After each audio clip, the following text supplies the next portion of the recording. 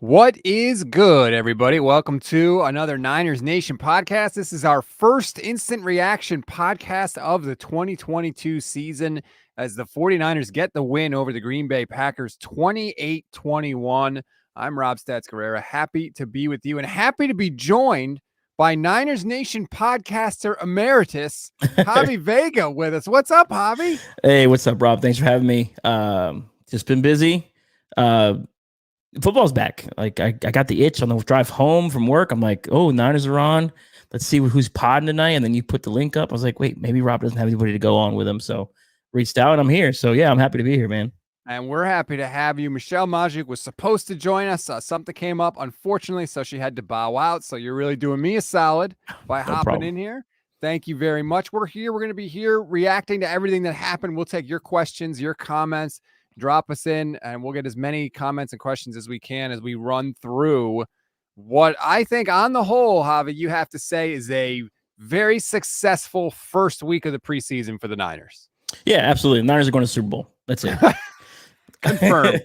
Confirmed. No, I think so far, just through this entire preseason training camp, minimal injuries, really good reports from a lot of the rookie class, which is kind of surprising for me to come away from one preseason game to think your first 5 picks might get significant snaps this year, right? Initially I had thought this was a draft class that was going to kind of be for next year. It seems like they're going to get contributions out of all these guys right away. So that's a plus. Trey Lance looked good. The accuracy issues that people had mentioned during camp really didn't show up. I think there's a definitive difference between completion percentage and accuracy, which people don't seem to understand. So, 4 or 5, 92 yards and a touchdown, 158.3, passer rating. So, what more can the guy do? And Kyle, I think Kyle just wanted to take a shot right after the Jordan Love touchdown. Hey, say to LaFleur, like, hey, I can do that too. So that's a big part of it. This team, we're talking to people down here in Texas and, they're all Cowboys fans. They don't feel confident about the Cowboys, but a lot of them seem to like this Niner team, especially with the defense. And we saw that today. So Sam Womack, like, what? Where do you find these guys? It's unreal, man. 5th-round draft picks. Carlo Garibay, talking about the quarterback, says, finally a QB that can throw more than 40 yards in the air.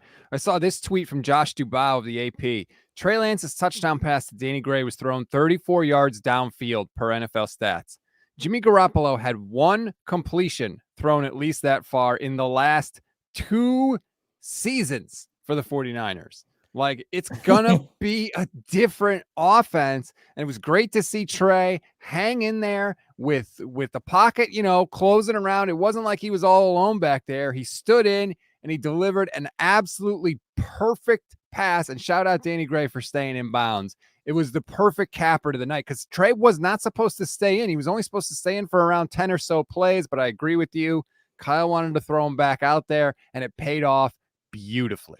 Yeah, to add to the stat you just mentioned, Warren Sharp, he said completions of 30-plus yards in a preseason, regular season, or postseason by 49ers QBs since last year. Trey Lance, 3 on 117 attempts. Jimmy Garoppolo, 1 on 457 attempts.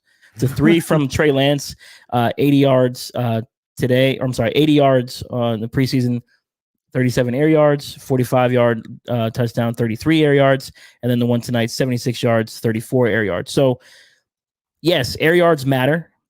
It was something that I argued for, 2.5 seasons on the other podcast that I did, and even on Niners Nation.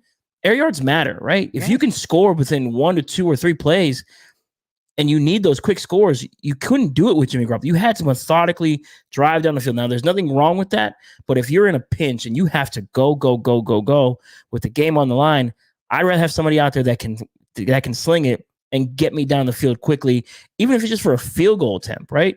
How many times do we think about that kind of stuff with Jimmy Garoppolo late in the game? Now, granted, the Niners are usually leading in those games, but during the 2020 year when they were struggling a little bit, could you trust Garoppolo to get you down the field quickly? You couldn't, right?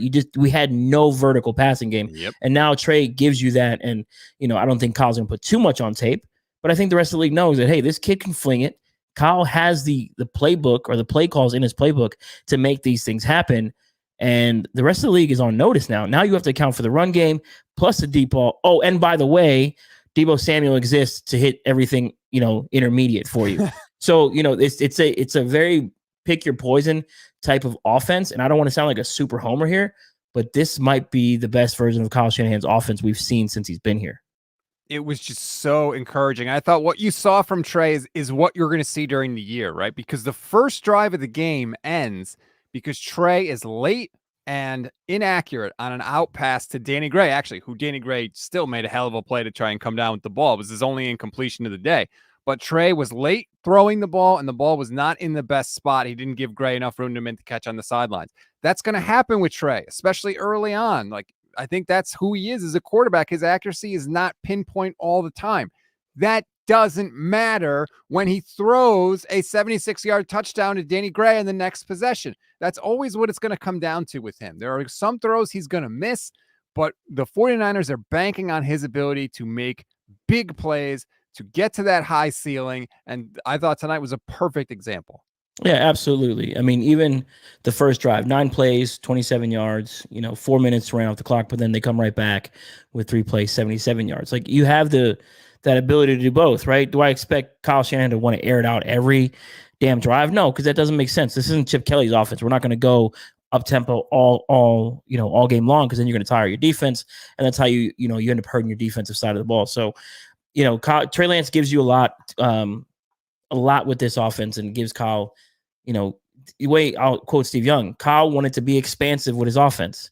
He has that now, and it's finally here. Now, do I expect Trey Lance to be the MVP at the end of the year? No, I don't, but I expect him to get better on third down percentage. I expect him to be better in the red zone. I expect him to be better situationally, and this team is good enough around him to where he doesn't have to be perfect, and they can win a bunch of ball games. I know I've seen stuff on Twitter. Oh, well, Javier, you said Jimmy didn't carry the team. Yeah, Jimmy didn't carry the team. And I'm not expecting a rookie, and we can still call him a rookie, to carry a team. This isn't Andrew Luck, right? Andrew Luck was probably the most perfect prospect to come out, in recent memory, right? And he needed a better team around him in Indianapolis, right? The Niners have a solid team to where he can grow, develop, make plays. If they have to put stuff on his shoulders, he can probably handle it. He has the right demeanor.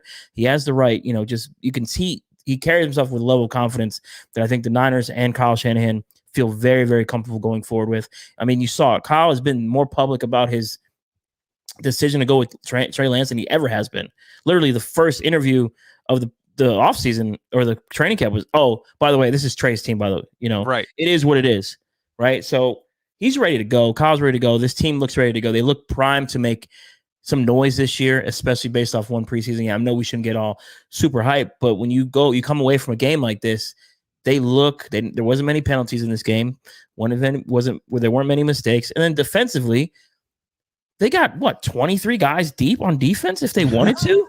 It's absurd, man. It is wild, the depth on this team. LA City Boy says, we'll know nothing until we say Trey matched up against a first-team defense. That wasn't tonight, so really nothing has been revealed. Okay, fine, but here's the thing. Trey had a play. He recognized what the coverage was going to be. Danny Gray got open. Trey let it rip, and the ball was in the exact perfect spot it had to be in. I don't care if it was a first-team defense, second-team defense, the play was there to be made, and Trey made it. Get excited about that. That's okay. And to his comment there, Trey is making plays against probably a top 5 defense every day in practice. And that defense knows exactly what's coming. Mm-hmm. Like, if he's able to do those things against our first-team unit, I expect him to do that against lesser defenses. I'm not saying Green Bay is some type of juggernaut, and I don't really see too many top tier defenses on this schedule this year. Maybe Miami's probably gonna have a good one.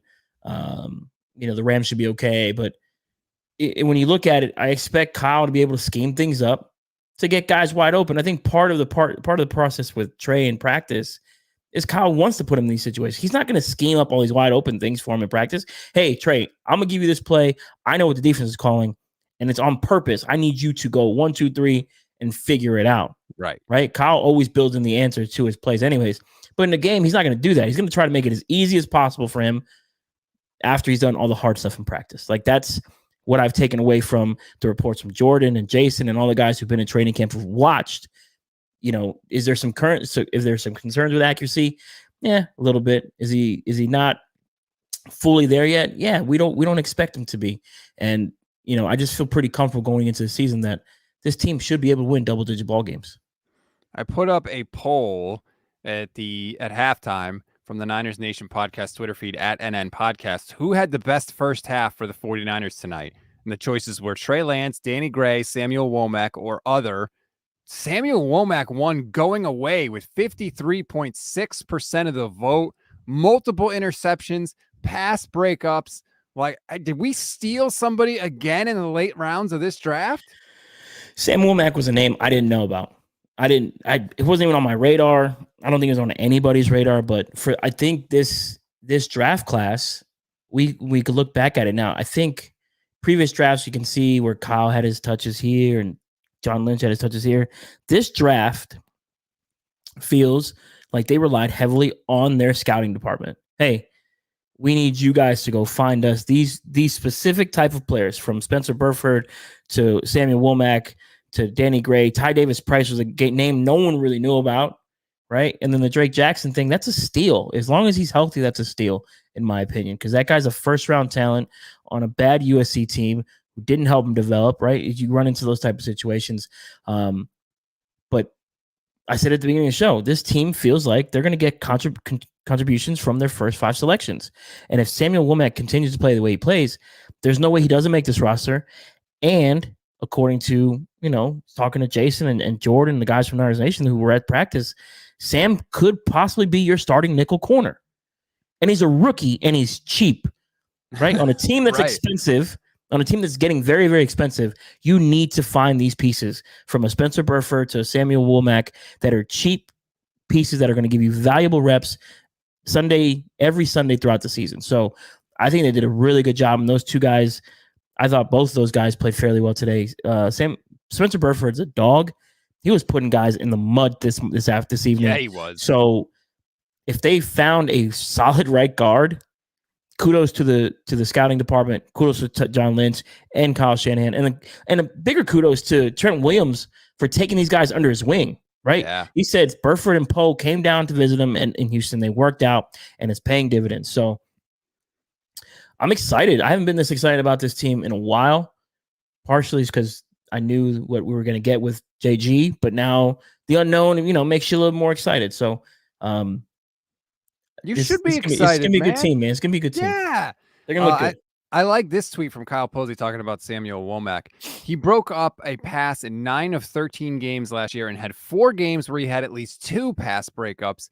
This is what he does. You can't fake that type of production, which I think is a really good point. The Niners do not have a lot of guys that are on that side of the ball that can make plays on the ball. Samuel Womack can, apparently. He was second in the nation in pass breakups last year. Like, that just doesn't happen. It happens because he's in good position and he knows how to make plays on the ball. Ambry Thomas can get in good position some of the time. He didn't know how to make a play on the ball. Samuel Womack looks like he did. And at least he gives you hope that after Ward and Mosley, it's not like Ambry Thomas and hold your breath, right? It's not a Josh Norman situation where you're white knuckling it for the entire year. At least this guy looks competent. Yeah, he looked really good. He was physical at the line of scrimmage. He's literally running the routes for, these slot receivers and the tight ends that he was covering tonight. He's a little bit smaller, right? We saw K'Waun Williams as a smaller nickel corner, but he's physical, he's fast, he's got good ball skills. We saw that tonight. And is that something that can continue? If you hit on another 5th round pick, how many 5th round picks they're going to keep hitting on? From Kittle to Greenlaw to now, if hopefully Womack's one of them. DJ Jones was a late round pick, but the later rounds have been successful for them, and they've done really well with the scouting department. The Niners arguably could have one of the best scouting departments in the NFL based on what they've shown us to find with their undrafted guys and their late round picks. This Sam Womack kid is vying for a starting position on this team, and I think he might have just earned that tonight over Denard or whoever else they were looking to play there at the nickel cornerback spot. So Sam Womack showed out tonight. We'll see how he looks in joint practices, if Kirk Cousins practices or not, but that's going to be a big deal for him. I think that's going to be a bigger test for Womack than going up against Jordan Love, but that's some valuable stuff there we got from Sam Womack tonight. We should get to the other important news of the night, and that comes with every preseason game, and that is injuries. There were a couple for the 49ers.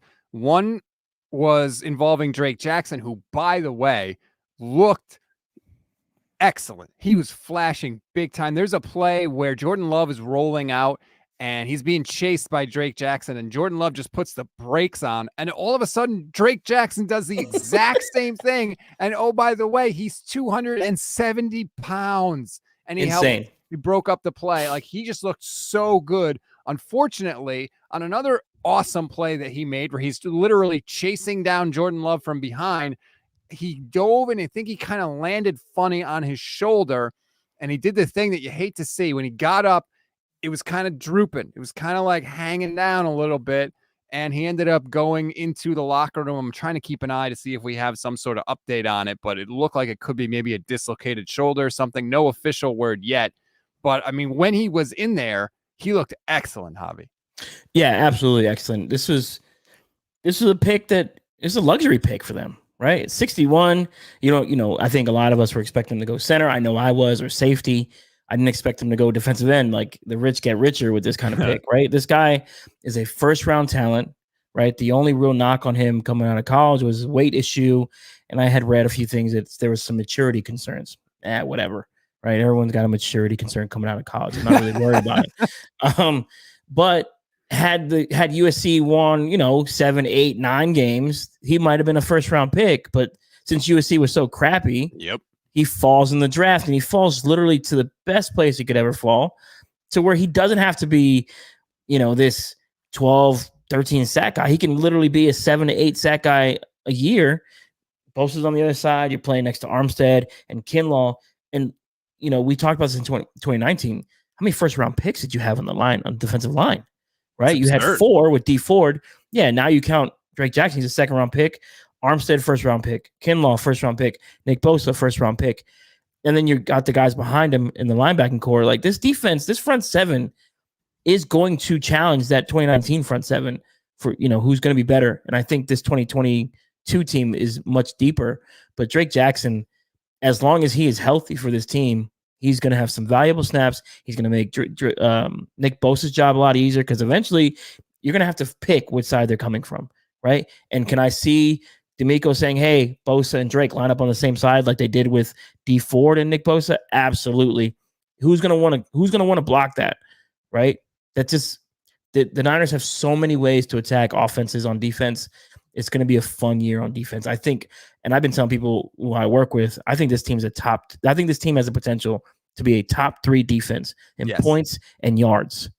Period. Yes, I agree. If they're below top 5, something has gone wrong. Correct. Honestly, I think they're that good. They're that loaded. Sticking with the injuries, Dante Johnson looked like he had some sort of rib or core injury. We don't know. I'm going to keep an eye out for that.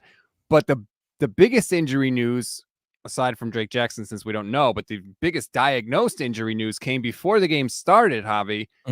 Elijah Mitchell, hamstring injury. He's going to miss the entire preseason. I've said it over and over again. Hurt guys get hurt. That was the bugaboo with him last year, and here we go again. Yeah, he ended the season with an MCL issue that he had to get cleaned up. He had a couple injuries throughout the season. He's just a smaller guy. I think that's part of why he was drafted where he was drafted, right? Injury concerns, smaller school, but also Kyle Shanahan just runs through running backs like he changes his underwear. Like, it doesn't matter. Like, these guys are going to get banged up because of the physical style of running game they have. That's why they keep going through running backs. Deebo Samuel's like, oh crap, they're down a running back. Now I got to get more touches, right? But he's getting paid for it now. So, to me, as long as they can get Sermon and TDP up to speed, they're going to be fine in the running game. I don't have any concerns really with the running game. Kyle always finds a way to get this running game going. Now, I've been kind of critical of them taking another running back in the 3rd round or whatever. It's like, you got this guy Mason over here who's pretty darn good. You could have got your center of the future in the 3rd round, but whatever. Yeah, I mean, let's look at the running backs tonight. JaMychal Hasty, 5 carries, 36 yards. Ty Davis Price, 10 carries, 36 yards. Jordan Mason, like you said, 6 carries for 30. Trey Sermon, 6 carries for 11 yards. But I actually thought Trey Sermon looked pretty good. I use these preseason games as a way to kind of test some of the narratives that we've seen. And we kept hearing over and over again how good Trey Sermon looked. So I wanted to see him. I thought he was more decisive when he was running the ball. I didn't think he danced around enough. And I was encouraged, and it sounds like we're going to get to see all these guys this year because who knows what we're going to get in terms of health at the running back position. Yeah, I think they're going to carry 4, right? You'll probably keep Trey, TDP, obviously, and then Elijah Mitchell, of course. So then you got to figure out Mason or Hasty. And I would probably just go with Mason at this point. Hasty's been on this team a while. It's time to move on, right? I think his time has already been up from his mistakes in special teams to the mistakes he makes in pass protection. I would probably just go with TDP, Jordan Mason, Trey Sermon, and Elijah Mitchell. But I think Trey Sermon is going to be a guy that's going to break out this year. And I'm not saying he's going to have 1,000 yards, but I think he's going to be a solid contributor where he's going to be, 500, 600-yard ball carrier this year for the Niners. I think that is possible for him. And again, no George Kittle tonight, no Trent Williams. How do those guys look running behind those two guys, right? And that's where you see the Niners get their most of their bread and butter when they got Kittle pull in, or you're going directly behind Kittle and Trent. You got a bunch of running lanes, right? So there's a lot of wide open lanes for Elijah and Trey and TDP to get through. And I think TDP showed tonight that he's very, very physical at the point of attack. So that's another thing. The running game is the least of my concerns on this team. Agreed. I just saw a quick update. Kyle Shanahan said Drake Jackson has a shoulder stinger. Thank you, Daniel Mayer, for alerting me to that. That's in the post-game presser. He said that. I mean, they're calling it a shoulder stinger. We'll see. We know what the 49ers say.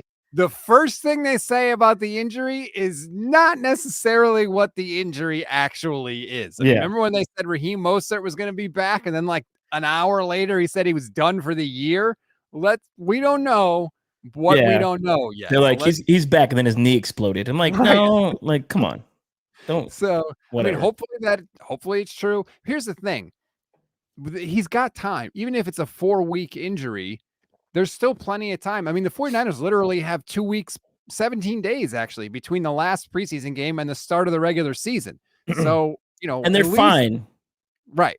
They're so deep along the defensive line that even if he does have to miss time, it's not the end of the world. I shouldn't act like it's a nonchalant thing with our second round pick, but you got Charles Omenihu, you got Samson Ebukam, Kamiko Toure looked outstanding today, even on a third string defensive line. Like, you have pass rushers galore, and you can survive these injuries as long as they're minimal, right? 2-3 weeks, something like that, to where you can keep rotating guys. And I think that's part of this is part of why the Niners have been so successful with the defensive line. You run out there every Sunday with 10 guys.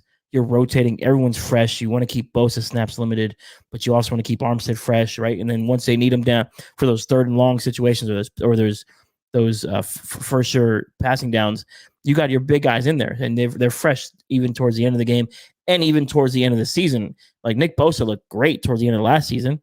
Armstead looked much better towards the end of last season. Why? Because they're fresher, because they're not having to be out there for, I remember the Chip Kelly days, DeForest Buckner, it still blows my mind. And I remember it.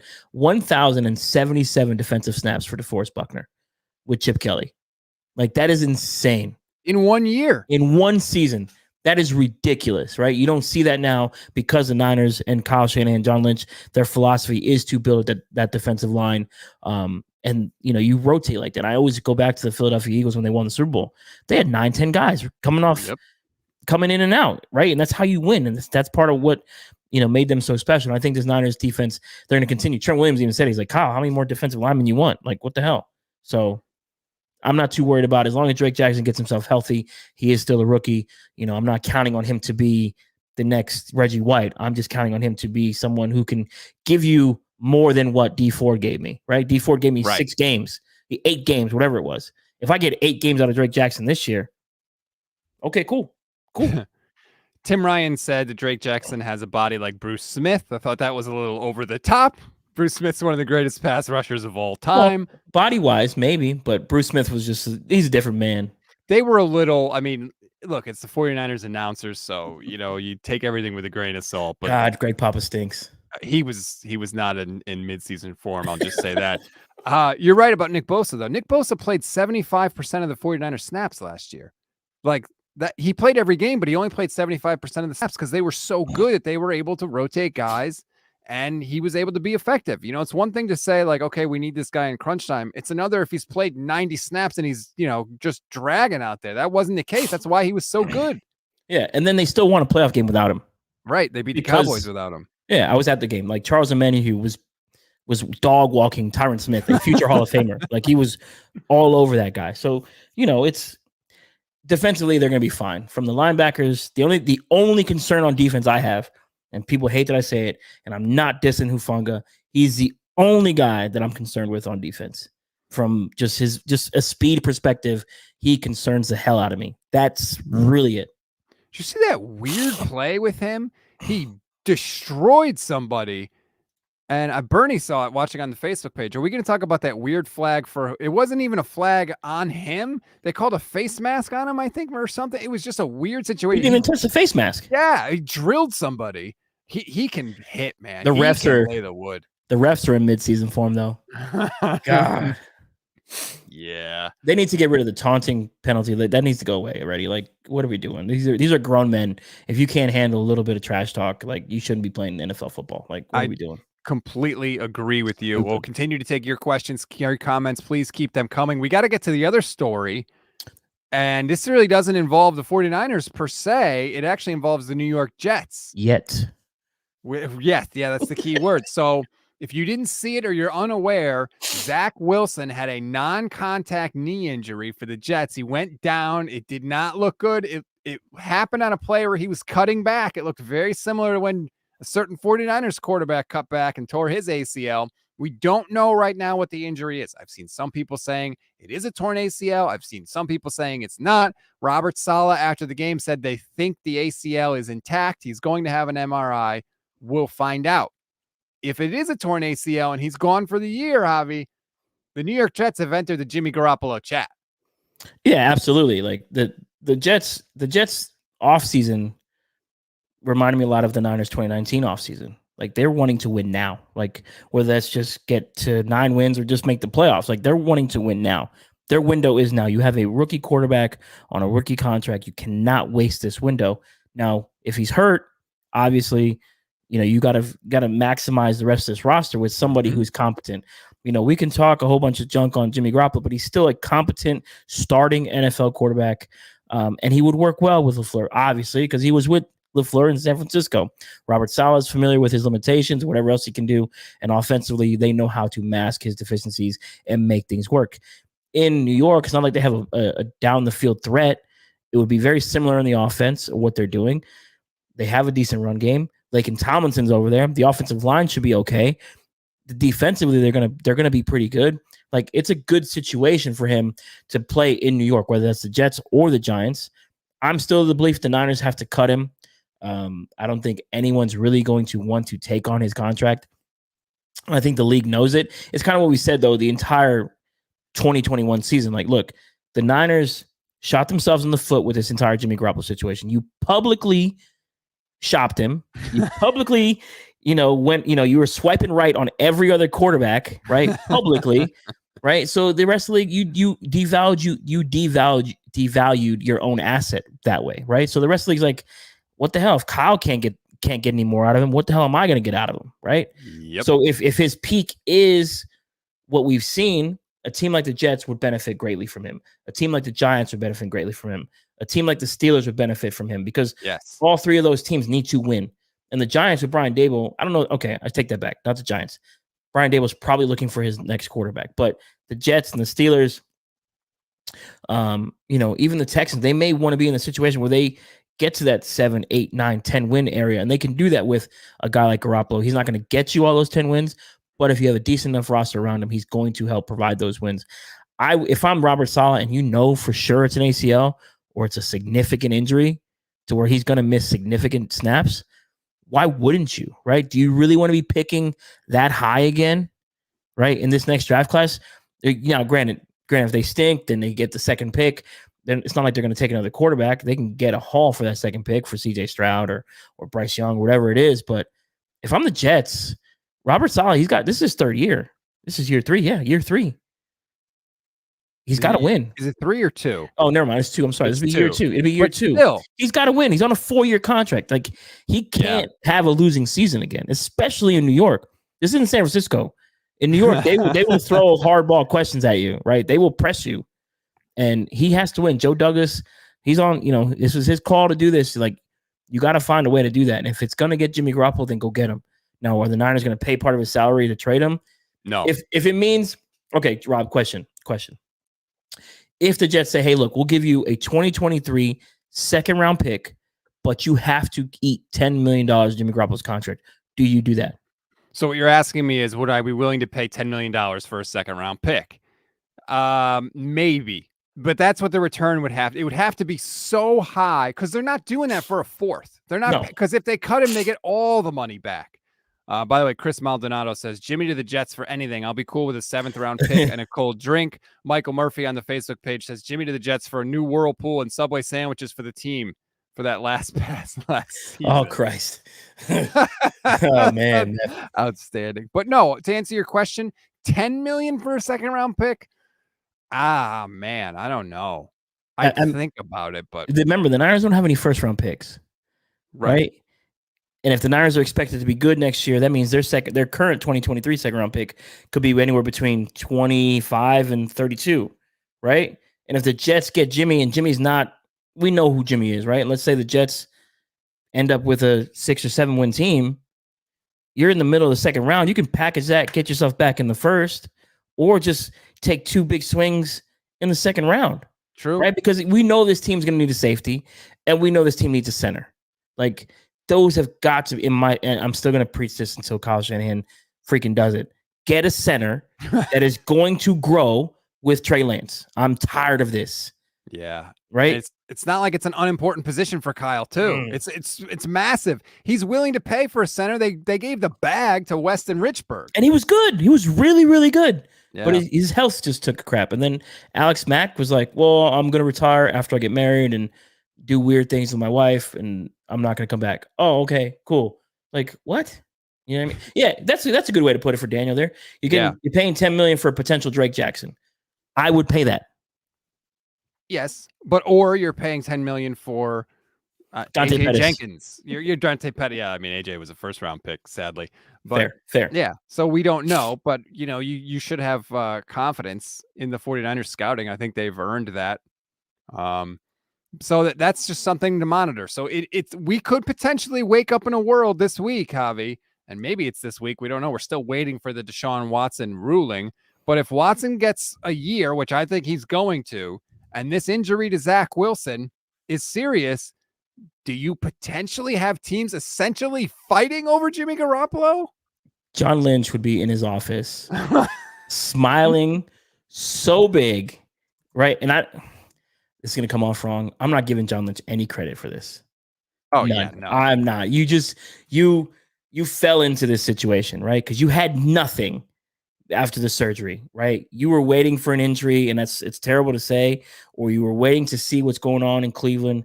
Like, if let's say the Browns and Deshaun is suspended for 12 games, like, that's a win now team.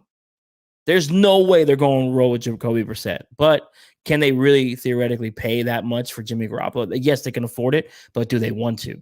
And then you get this whole situation with the Jets. Do you help out your buddy Robert Saleh, or do you help out the Browns? Like, I think the Niners would try to do right by Jimmy in this case and send him to the Jets because he's familiar with those 2 guys, right? And I know, don't do right by Jimmy. He did the surgery late, blah, blah, blah, blah, blah. But there's a level of professionalism that John Lynch exudes because he's a former player that is going to want to make sure his guy is taken care of. And if this is the case with the Jets, that is probably the best case scenario for Jimmy Garoppolo.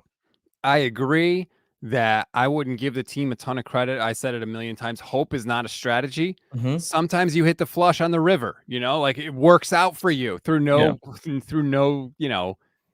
fault of your own or no credit to you, I suppose. But we'll see. So that's going to get interesting. That's going to heat up, I think. We should hear about this Browns thing. I cannot believe they didn't rule today. Like, he played in the preseason game today, and he was awful, by the way, if anybody that noticed. There was a large contingent of fans that were chanting F-bombs at Deshaun Watson during the game, which I can't say I endorse, but it was nice to see that some fans don't just forget everything as soon as the helmet comes on. But I don't want to get too far off track here because we are supposed to be talking about the 49ers. Apparently, Kyle Shanahan said Charvarius Ward, groin, and Elijah Mitchell, hamstring, have soft tissue injuries. Won't be available next week. Shanahan said they'll see about the week after that. So that's kind of interesting. Maybe it's possible that Elijah Mitchell comes back before the end of the preseason, but like, why would you? Just wait at that point. Just keep him out. And there's no reason. I think preseason's stupid. Just it's whatever. Couple other weird things that I heard. First, Robbie Gould is going to do the kickoffs this year because, according to Greg Papa, they want Mitch Wishnowsky to concentrate fully on being a punter. And this is my question. Was doing the kickoffs so distracting that that's what caused him to go into the tank the second half of the year last year? Like, you've got the ancient bones of Robbie Gould doing kickoffs, and they think he's going to be better at it than Mitch Wishnowsky. That just struck me as odd. You know what it is? What is it? Leg fatigue. Arm fatigue is leg fatigue. But when Robbie filled in for Wishnowsky last year, remember he had a couple like Robbie's in the Rams game. Yeah, he's the punt god. He's the kickoff god. He's the field goal. You know, I mean, he's not the greatest field goal kicker, you know, we've ever seen, but he's been pretty, you know, lights out in crunch time for us. So I hope having him do kickoffs doesn't give Robbie Gould leg fatigue either, right? Like, what are we doing, you know? So you don't want to risk that, but also we also know Robbie inside of 40 is pretty much automatic. So true. That's weird. Like, maybe don't draft a punter in the 4th round. I don't know. Like, you can get these guys undrafted. Like, what are you doing? You're not going to extend this guy, I don't think. You didn't extend Bradley Pinion, and look what he does in Tampa. He's much better than he was in San Francisco. Like, right. Maybe we just need a better special teams coach. Like, because we still had a special teams blunder today. Like, what are you doing? Multiple. Can we talk about that for a second? Hightower's gone. Like, what are we doing? So this was so typical 49ers. Trey Lance throws the touchdown. Yeah, 76 yards. Everything's good. Immediately after that, Packers have a massive kickoff return. Immediately after that, like, there it is again. And then later in the game, the ball is kicked off towards the sideline. And what you're supposed to do is when it's coming towards the sideline as a returner, you stick your foot out of bounds and then you touch the ball. Because what that does is it makes it a legal procedure and you get the ball at the 40-yard line. Well, what happened with Jermichael Hasty? He catches the ball and then puts his foot out of bounds, which is the complete opposite of what you're supposed to do, which to me goes to coaching. They're coaching it wrong. And I thought we were past this. Or it's just a brain fart. And look, sometimes you just can't, I mean this in the nicest way possible. Sometimes you can't fix stupid. Like, you should know better as a player, right? Like, I'm pretty sure. What? In what way is that nice? What is the nicest way possible of that comment? But at some point, like, this stuff is being coached. Like, this stuff has to be coached, and it's up to the player to remember what you were coached on, right? Like, at some point, we have to put some onus on the player. Like, hey, we told you don't do that, right? Like, right. Jermichael, you're on your last leg with this team anyways. Like, you're not helping your case with this. Yes. If not, we'll get Deebo Samuel to return kickoffs like he did in the playoff game, right? Explosive kickoff return. Ooh, what happens when you put your best players in really good positions, right? I mean, you don't want to do that every game with Deebo, but the point is, Deebo is not normally a special teams guy, and he executed what he had to do with no problem. Like, these guys who are special teamers should know how to be special teamers. Like, what are you doing? And if, we lost 2 games last year because of special teams. 2 games. Both Seattle games because of special teams. And that's not a small play. That difference in yardage, that's like a 20 or 30-yard difference in yardage there, Like, it matters. Changes your play calling. It changes your field position. It changes how you're going to go out there in your first on the drive. Like, it just changes everything. It changes the entire playbook of what Kyle's going to be wanting to run from whatever portion of the field. Like, it all matters. People are like, oh, special teams. I'm like, no, it matters. From kickoffs to punts to everything. It matters. You have to have a competent level of special teams. Like, we were 31st. And special teams won us a playoff game because they did their job that day. Because they played the 32nd ranked special team. Yeah, like, what are we doing? Like, we'll see if they fix it. I think their coached well enough to where they'll fix it. We'll see how this goes, and maybe don't let JaMychal Hasty on the team anymore. That's part of it too. So sometimes you just have to change your people or change your people. And this point with JaMychal Hasty, you're going to have to change that player. He's going to have to go. Nathan, watching on the Facebook page, I've never been so pumped for a preseason game. It didn't disappoint. I cannot wait for week 1. Trey looked confident. Jackson was as advertised. Gray was fast. Womack, wow. It was a good day for rookies. And I'm kind of lumping Trey Lance into that because he's essentially is a rookie. 10 quarters doesn't make that big of a difference. But yeah, everybody. I mean, Danny Gray, like, nice to see Danny Gray flash a little bit because I had heard that in practice he was kind of up and down. And that's something that Kyle talked about. One of the things that he values about preseason games is he likes to see how guys do when the lights come on, right? Yeah. Do you some guys get better, some guys get worse. And it looked like, at least for one day, and I'm trying to keep everything in perspective, but for one game, Danny Gray looked pretty damn good. Yeah, absolutely. And we all, and I think people forget, like Deebo Samuel said it in the Super Bowl year. He's like, look, it took me till like week 8 to figure out this playbook, right? This takes time for these guys. And Kyle's tough on these guys. Kyle's tough on the guys that he believes in, right? He believed in Dante Pettis. He wilted under the pressure. Ayuk was like, all right, man, screw you. I'm going to do this and we're going to get this figured out. Danny Gray, hopefully he's under the microscope now. Hopefully he comes through it and works his way all the way through it. Today is a step in the right direction. He had some really good practice reps, according to the guys who were at training camp, but he also had some bad reps. Like, that's going to come with him as a rookie. He played at SMU. It's not like he played at LSU or Alabama, right? So he's got some growing pains to go through. But I think he'll be just fine if literally all they're asking him to do is the go ball. Like, all right, hey, Danny, just stretch the field, please, or go on this clear out route on the seam, and Kittle's going to be behind you. Just make sure you run block for us, please. You know what I mean? Just simple stuff like that in the first half of the season. Do I expect him to suit up all 16 games, 17 games this year? No. But I do expect him to be a guy who might get you 20, 25 receptions for 300 or so yards and a couple touchdowns. Like, I think that's a realistic expectation for your 4th wide receiver. Trey Lance was at the podium a little while ago. He gave a review of his 76-yard touchdown pass. Quote, throw it to the fast guy. Yeah, it's kind of a joke, but also, like, sometimes it is that simple. That's what you got to do. It was nice to see that. I mean, in that Colts game last year, we were all screaming for the 49ers to throw the damn ball down the field. And the one time they did it is when they went right down the field and scored a touchdown. Sometimes it does break down.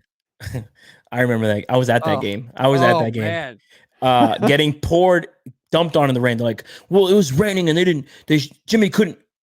Carson Wentz was chucking it all over the damn field. You cannot tell me that Jimmy Garoppolo could not chuck it across the field. Like, what are we doing here? And they went down the score in three plays for one, at one point. Out of the half. What are we doing? Like, don't make excuses for stuff that you know you can do. So this was a little weird from Trey Lance. He had one run in the game. It was a 7-yard scramble where he stepped up in the pocket, took off, got a first down or close to it. It was just short, actually.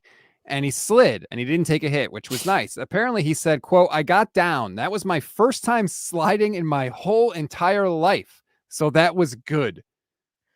I don't know. I played a lot of sports as a kid. I slid before I was 22 years old. I could say that confidently. He's never slid in his life. Maybe he didn't slide in a game before. And that was a question I brought up to Jordan. No one gave me an answer. I guess he wasn't sliding in practice. And that's a big part of him being a mobile quarterback. Yes. Avoid the hits. Why is Russell Wilson so successful? It's a late slide, but he slides. He avoids the big hit. Colin Kaepernick would get out of bounds. He wouldn't really necessarily slide. Michael Vick would dive for it. Lamar knows how to slide. Like, you have to be able to slide in this league. Like, protect yourself as well. Like, Trey, we get it. You're a big dude, but Darius Leonard exists. Aaron Donald exists. Like, hey, man, you might want to get down. Bobby Wagner's a Ram now. Like, he's still, he was in Seattle too. But the point is, these guys are coming just as fast towards you as you're going towards them. You might want to get down, right? And they're going to come for your head, or they're going to come for your upper body or shoulder. Slide, get out of the way, protect yourself.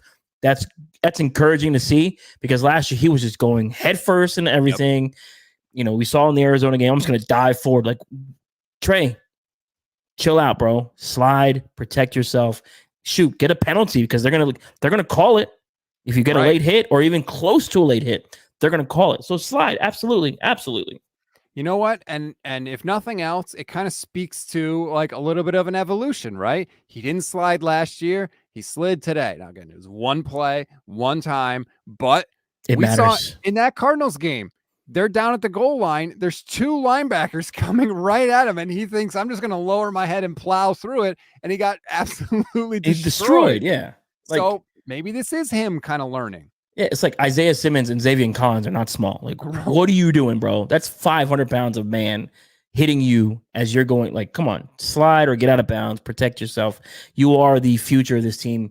You have to be, there has to be a level of awareness there to get down or get out of bounds and protect yourself. Because I don't know about you, but I'm not trying to watch Nate Sudfeld or Brock Purdy. Hell no. It's not like we can call up Nick Mullins to save the day anymore. You know what I mean? So, and Jimmy Garoppolo's still on the roster, so protect yourself. Come on.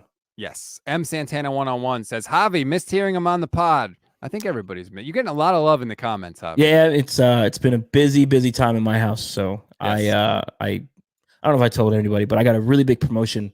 So I work, 12, 14 hours a day now. So it's crazy. So I appreciate everybody showing love. I want to get back on the pod. This feels good. This feels at home, Rob. Yeah. So this feels awesome. So well, like I said, you are host emeritus. So anytime you want to hop in, we'd love to have you. I'm actually seeing this. Trey Lance is getting a lot of love because on the touchdown pass to Danny Gray, Trey runs down the field and grabs the ball and makes sure to give it to Danny Gray because that's his first touchdown in the NFL, just like Mohamed Sanu did in the preseason. When Lance threw a touchdown pass to him, Sanu made sure to get the ball to give it to Trey Lance. He seems to be doing a lot of these leadership type stuff, like little small things like that, man. He gets it. Yeah, he returns texts. He does FaceTime calls. He calls his teammates back. You know what I mean? Like, imagine the guy gets it. And I think that's part of, I think Kyle spoke about it, when they drafted him, they like the player. They love the human. And the human, of it is going to help with the team camaraderie, right? Like, hey, this guy, he gets it. He's down. He got our back. We got his back. It's going to go a long way. I'm not saying Jimmy wasn't a team player, but the little jab with the tech stuff, that's kind of a big deal, right? Like, hey, man, we paid you big money. The least you can do is return our damn phone call. Right. And, with Kyle or with Lance, Kittle would joke on Twitter, hey, just FaceTime Trey Lance. He didn't answer me. And then he'd shoot the screenshot back. Well, he called me right back. So yeah, like that's important as a quarterback of the San Francisco 49ers. You need to be that leader. Like, you need to be that guy in the locker room. And I think they did. I think they got it right. There's going to be some growing pains. I think the fan base needs to be patient with him. I know that's a tough thing to do with the 49ers fans. But for me personally, I haven't seen a Super Bowl in 26 years. I'm patient. It's going to come. It'll happen. that probably, Jimmy only texts porn stars back. Yeah, probably. But,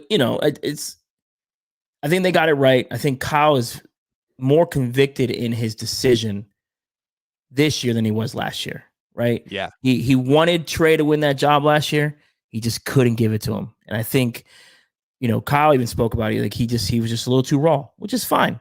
Understood. Although you and I and many others say, just get him out there. But there was really no right or wrong answer with this. Like, look, they got to an NFC title game. Obviously, they didn't win it all, but that was a hell of a ride in 2021.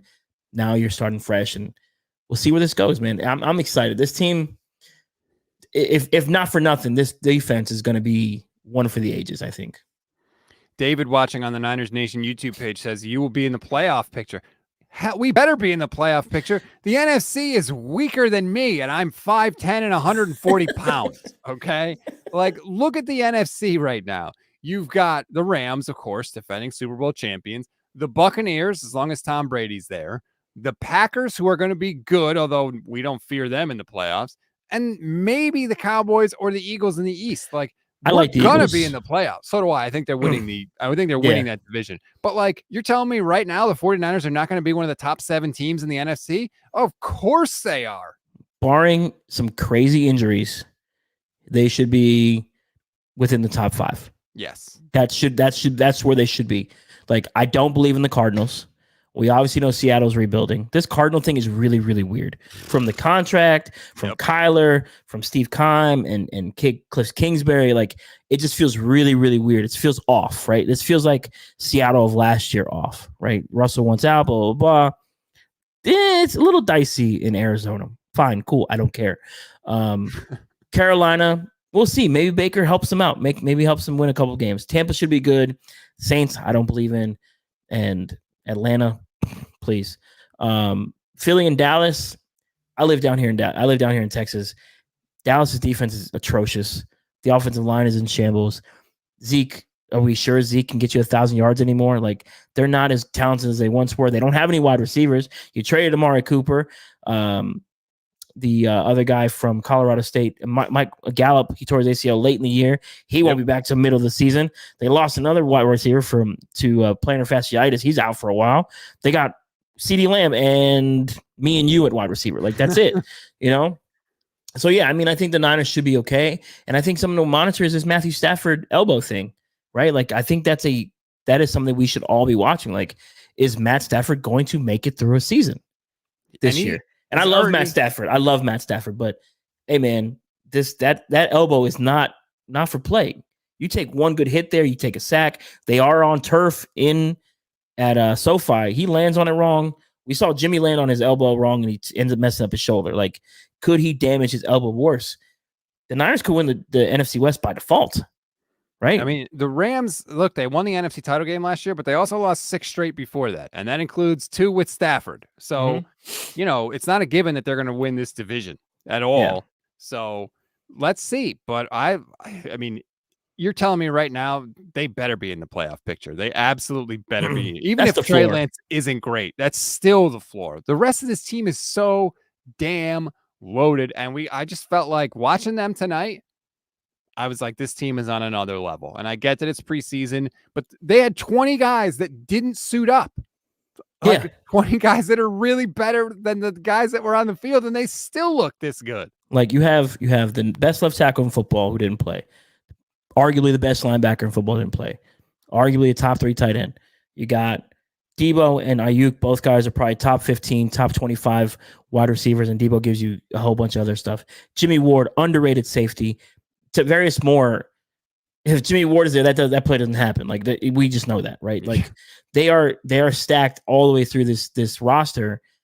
It's gonna be a scary sight. Like, this team potentially, I said going into the year, look, 9 wins is the floor, and I say 9 wins is the floor because Jimmy gave you 9 wins, right? I know they won 10, but Jimmy gave you 9 wins. You mean to tell me Trey can't get you 9, right? And then you win a couple games because your defense, your special teams help you out. You can get to 10, 11, 12 wins. You're right where you need to be, right? And if you get a home playoff game, you got to go on the road, whatever. But if you get one home playoff game and Levi's has turned into a pretty good home field advantage during the playoffs, yes, that's a good position to be in. And I like the way this team is going. I think I was thinking about it on the drive home. I'm like, Kyle Shanahan and John Lynch have they could have potentially built a juggernaut on defense, and potentially, if Lance is who we all think he is, a juggernaut on offense, and that's something that can just continue to grow and grow. And I like the way Steve Young said, he's like, look, what we saw from Trey Lance was a 2 versus the Texans. We're going to get to see him get all the way to 10. So if what we saw is a 2 with the Texans, just get me to a 7 and I'd be happy. Right. You know what I mean? Like, shoot. So it's an exciting time to be a 49er fan. As long as this team stays healthy, they're going to be good. You got a lot of stuff to root for 49ers fans. This is going to be a good year. And barring any injuries, they're going to be in the playoffs. I have no doubt in my mind they'll be in the playoffs. It's just going to be so much fun. When Trey Lance drops back and I start to see him wind up, and I know I could tell he's looking deep, I think something good is going to happen. When Jimmy Garoppolo did the same thing, I felt like, don't throw it. Throw it. Can he get sacked, please? So we can just hand it to Deebo on the next play. For those people on Twitter, everyone's seen Independence Day where he's like, Jimmy, no, and the guy's flying and he ends up crashing. Yeah, like this. I feel more confident with Trey throwing the ball off the screen. Like when you're watching on TV, like who's beyond that black line on my TV? Who's over there? Right. So yeah, I feel way more confident in it. I'm excited, man. I almost bought a Trey Lance jersey. I'm like, nope, wait to the extension, and we're good. Then, this is the weird thing. Colin Kaepernick got the extension. I know. And you shouldn't have bought his jersey. Jimmy Garoppolo got the deal. You shouldn't have bought his jersey. It's even when they get the extension, sometimes it's weird. That's why I only have right now I have a Willis, Bowman, and Fred. I'm good with those 3. I'm good there. I have a Gore, but I just took it down. and it will never be displayed again because the ugly allegations that just came out about him, so disappointing. But now I put the Kittle up in the background this time, so that'll be there. We'll see. We got a long way to go before Trey Lance signs the extension. Al, watching on the Niners Nation Facebook page, says you don't buy the jersey until they win the Super Bowl. Same thing. Then I would have no gear. Right. And you're going to be sporting a Deion Sanders jersey. I do have a Steve Young throwback that I won in a bet at the Cowboys-Niners playoff game because I went with a buddy from work, and he was quiet on the entire ride up to the game.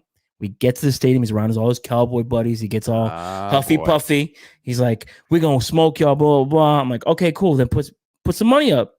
He's like, "All right, we'll put a jersey on it." I go, "Okay, cool." A throwback Mitchell and Ness jersey, not the cheap one, the $350 one. He's like, "All right, bet." Okay, cool.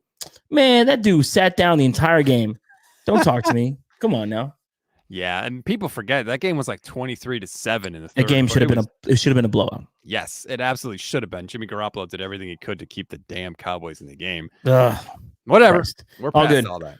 It's Trey Lance season. That's right, and it kicked off in a great way tonight. Awesome work. Again, for people, I see people asking that maybe have joined late. Drake Jackson did go out. They're calling it a stinger.